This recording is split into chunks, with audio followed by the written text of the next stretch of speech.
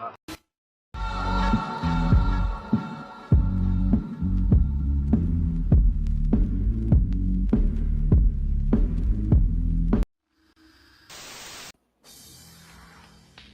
wanted to revisit my favorite boxing match. Maybe it won't be my favorite anymore. Who fucking knows? But I'm going to revisit my favorite boxing match with you guys. It's not long, and I don't think we were able to find like the entire thing. We found most of it. We found enough to relive it with you guys. I think you guys will. I don't know. Some of you guys will appreciate it. Some of you will probably hate it a lot. Some of you will probably think, "Wow, what is that?" And then some of you will, "Oh, well, that's fucking great." So we may as well get into it. But a little setting the tone here to begin with. This is back in the early 90s. You got to remember, everything is dominated by Tyson. Even if Tyson's not the champion, Tyson is the champion. You understand? All right, Tyson is the guy. So everybody wants to fight with Tyson. Everybody wants the Tyson fight, the big fucking payday. And everybody wants to see who can take down Tyson. Who the fuck can take down Tyson? Turned out to be the cat Buster Douglas. That turned out to be the guy to do it. Knocked Buster Douglas out in the 8th round. It's a 13-second count. You see for yourself. Oh, 1, 2, 3. See the guy in the white gloves? 4, 5, 6, 7, 8, 9, 10, 11, 12, 13. Unfucking lucky. But back when this happened, everybody wanted the fight with Tyson, and the one that a lot of people pitched that would be the guy to beat him. And maybe it's just because of the legendary white hope that you'll always hear about it. The big one is Tommy Morrison. Tommy Morrison was the grandson of John Wayne. I'm thinking hard though. Was there any other really good great white hopes around this time? And I don't really remember any. Now, there were some people who put a lot in Galata. I never really thought Galata was going to be that guy, especially after, you watch him just keep fucking hitting low blows over and over and over and over on Riddick Bowe. It's like, if you keep doing that, I'm going to disqualify you. If you don't want to be in here, just say you don't want to be in here. Stop punching the guy in the dick. And he keeps punching the guy in the dick. Late in the 9th round, he went back to it again. And the last two was a combination way below the belt. Low blows, and down goes Bowe again. Yeah, that's it. He's calling the fight over. He's disqualified. Like, Galata was badass, but he wasn't the guy. The one that people thought would be the guy was Tommy Morrison. They thought he would be the one that would be able to go in there and go against Tyson toe-to-toe and knock him out. The Great White Hope would win. Everybody thought that was the path. Then he met Ray Mercer. Now, he had met Ray Mercer before. Ray Mercer beat him. He met Ray Mercer a second time. Ray Mercer beat him again with one of the most violent fucking knockouts I've ever seen. Ray Mercer is scary. That's another guy that gets absolutely looked over. In the big, nasty fucking heavyweights of the 90s, Ray fucking Mercer. That guy was scary. After this knockout, Tommy Morrison, essentially, he has to reset his career.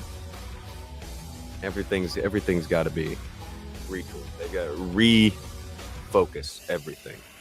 And while he starts to refocus everything, where the big win for him was, I need to get a fight with Tyson, this completely derails him.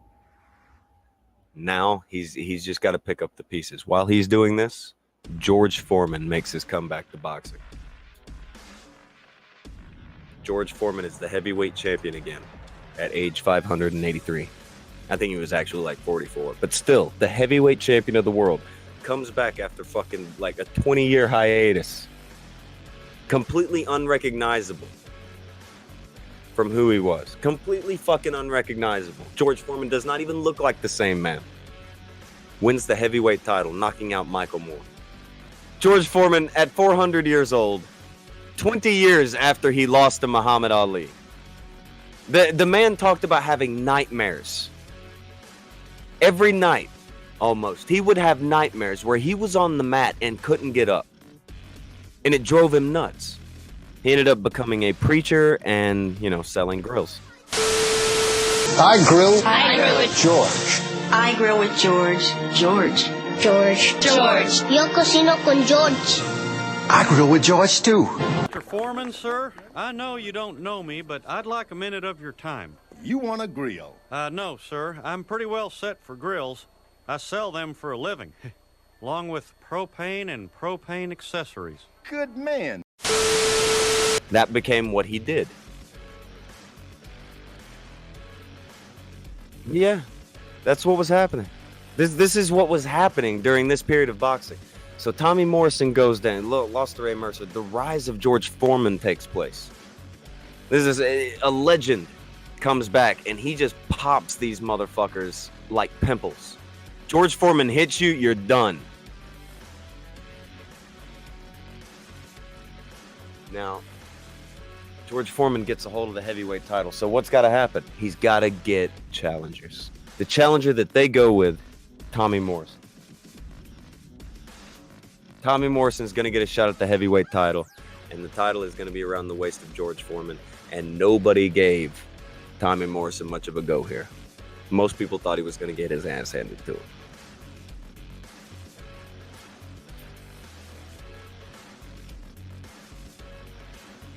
Tommy wins a decision. One of the few times in Tommy's career he played a scientific game. He stuck to a game plan, and he pulled out the win that way. Wasn't going for a knockout. He went in there and he wanted to win a title, and he was not coming out without it. And he did everything picture perfect that night. It's hard. We can't show. There's no KO to that one, so I don't know if we could show anything to it. But Tommy Morrison against George Foreman that night put on a clinic.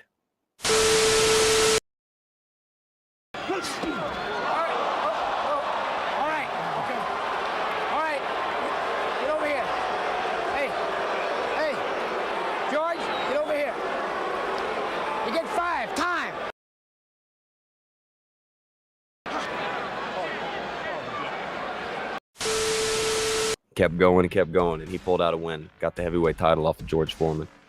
Now, for George, I mean, it's not really even a big loss because, Jesus, who would have thought he even got the fucking title at this age? So, I mean, George Foreman continues on to superstardom. Tommy continues to be second guessed, even though he just won the fucking title.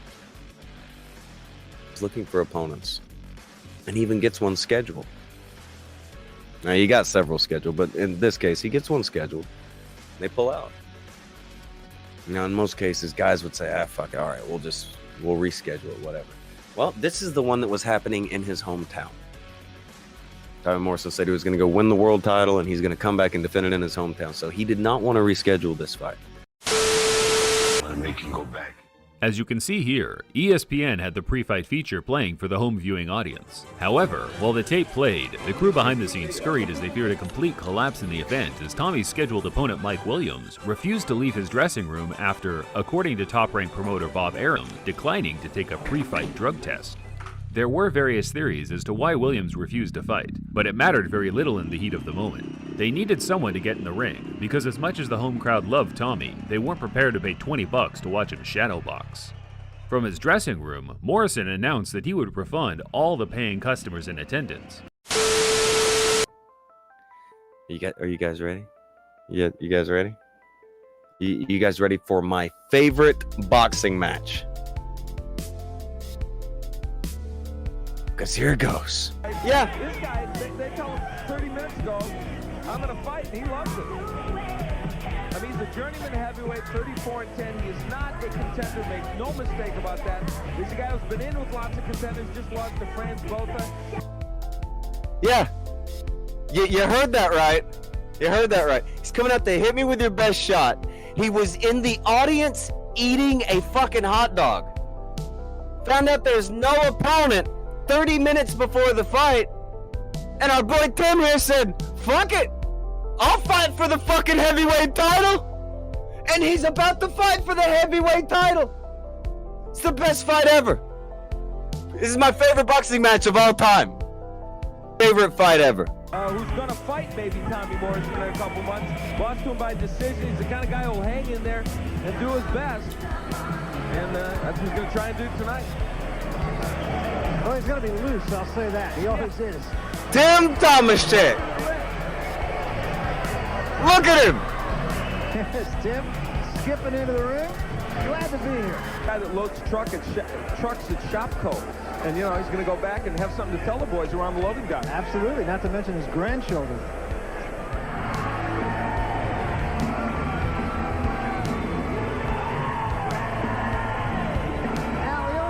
I have to this is it lends new meaning to the phrase driving attack with a jackhammer.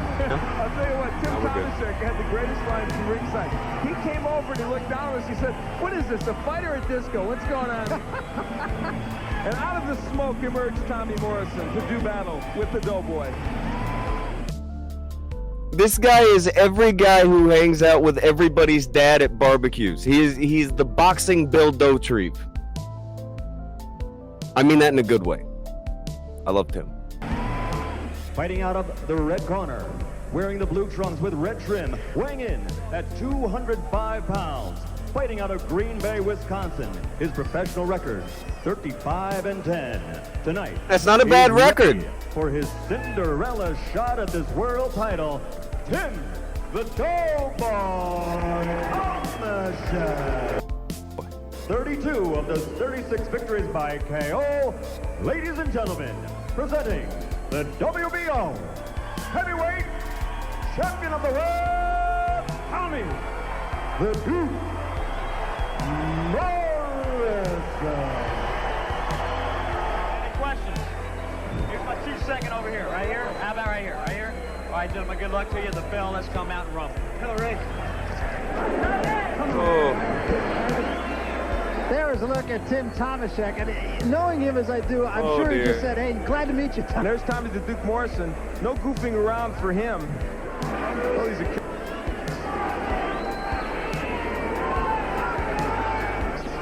Now, for those of you that have not seen Tomashek fight, look at that! Had him on ESPN a couple of times. Look at him popping the jabs on Tommy. Look at him go! Hands down! Hands down! Tomashek fought a couple of weeks ago. Look at him go! Missouri State Fair in Sedalia. Look at him fucking go! Look at Timmy go! One of the things that where he can be hit by that left hook of Morrison. And I give Foreman credit that when he got hit with a couple of those big left hooks, he didn't go down. Well, that left hand, even though it hit him in the chest. He knows that hook is he kind of shows Tommy Morrison, yeah, you hit me in the head, but it was okay. He hit him about 6 times in the head. Look at him go! And there's already a reddening around the right eye of Tim Tomashek. Tomashek continues to clown. Tommy's tapping him on the head! Sustain this kind of frenetic movement over a number of rounds. Still a little swelling under his right eye already, and that could pose a problem. Well, Morrison. Timbo slice! Got air. And as we come to the end of the first round, Tim Tomashek and Tommy Morrison for the WBO Championship. Running around that ring. Okay, now that's round one. That's a hell of a first round. Tell me he ain't got a new fan out of anybody. You guys know you want to look up another Tim fight after this. You know you want to look up another fight of Tim Tomashek. Just after that one round, I know some of you are already sold. That's all round one. From a man who was eating hot dogs in the audience an hour ago and is now in the ring with the heavyweight champion of the world. Making his go.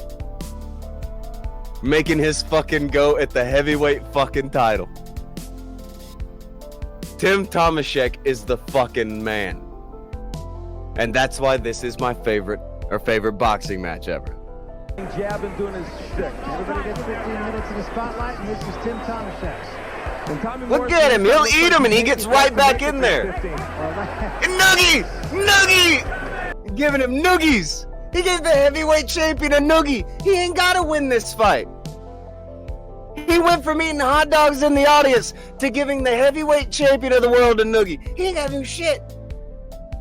He getting knocked out right now. He still won. Tomashek is in front of him a lot more than Williams would have been. And so, you know. He pawed at the referee. You know, Tomashek kind of playing with Danny Campbell. The refereeing in this state, I have to say, they're very active. This man was eating hot dogs 10 minutes ago, or an hour ago. He's now in the ring with the world fucking champion. It's even as a kid, I see this. Got nothing but respect for it. It's amazing to watch. Like, of course he's outmatched, but it doesn't matter. That isn't the point. And meanwhile, Tommy Morrison's starting to whack him with left hook. Tomashek's going to make him mad if he does too much more of this clowning. I think he's coming close to it right now. I'll say this, too. He has taken some big left hooks from Morrison and has not been hurt badly by him. You gotta keep in mind, the guy's not in shape and he's sitting in the audience eating hot dogs. And he's getting ripped in the body by fucking Tommy Morrison. So yeah, it's starting to take its toll about halfway through round 3. You can see he's starting to slow down.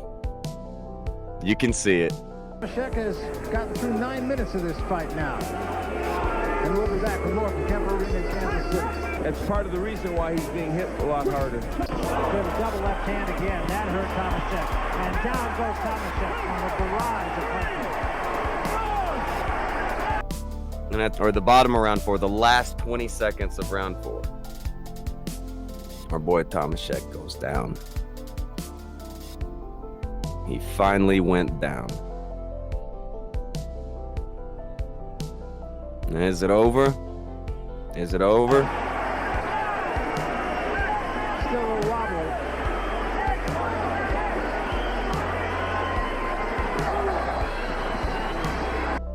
It ain't over. He ain't heard no fucking bell. He ain't over. He is finishing the round. But he's going to get through it.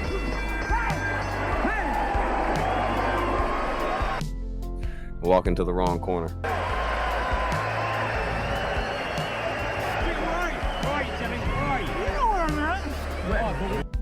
I said, where are you? Where are you? I know where I'm at. Tell you what, that eye is looking pretty bad over here, and you're getting closed up over here. I'm okay. I'm gonna have to stop it. The doctor says he's gonna have to stop it.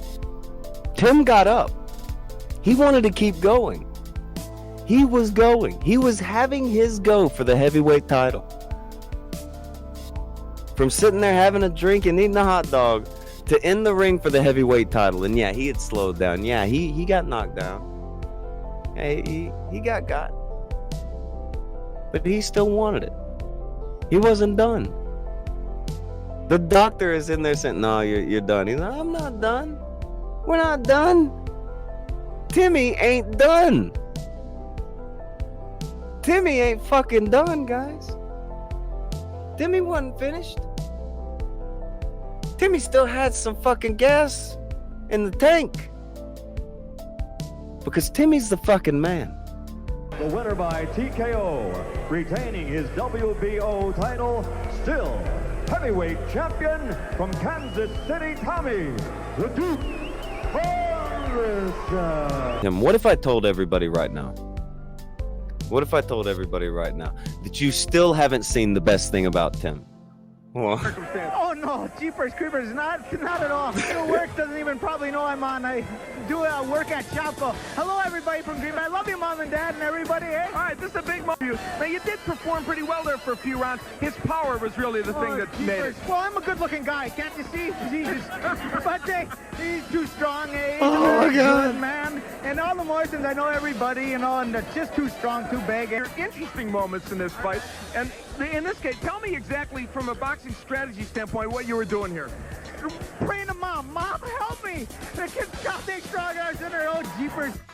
yeah, he gave him the fucking noogie and realized, oh God, I'm giving a noogie to Tommy Morrison. Look at his face when he realizes what he says. Oh dear. Oh no, bud. Jeepers. This is too strong. Look at him, boy. Look at his face. Oh dear, boy. Oh, watch out there. Tommy Morrison looked like he's gonna kill him. Look at that. This is the best post-fight interview I've ever seen. This is the greatest man alive. Hit by the referee there. And, they're all against me. I love this crowd, though. Well, the crowd loves Tim Tomashek, and why not?